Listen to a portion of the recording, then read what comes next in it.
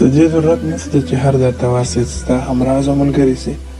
فقط یوه لاره شته، خپله رابطه د الله جل جلاله سره ټینګه کړه. هغه جل جلاله دې ملګری د رازو ساتونکی او محرم دی. خپل ژوند کې ډېر ملګري ته له ځان سره لري، مګر دوی ستا د ستونزو او کړاوونو یو کوچنی بار هم نه څه پورته کولی. هغوی ملګري نه دي، اصلي ملګري الله جل جلاله دی.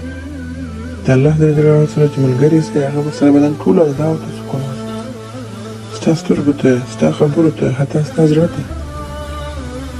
ته به ووینې چې ټول ته به تا زړه خوښوونکی سي، ټول به ستا طرف ته رادرومي. کلونه وسوه چې په خپل ژوند کې دې پایلې ته ورسېدلم چې کوچنۍ تکیه حتی ځان ته په نږدې خلکو هم نه کوم، ځکه چې اصلي رفیق او دوست الله جل جلاله دی. هېڅوک نشي کولی چې د الله جل جلاله نقش او ځای زما په ژوند کې ونیسي.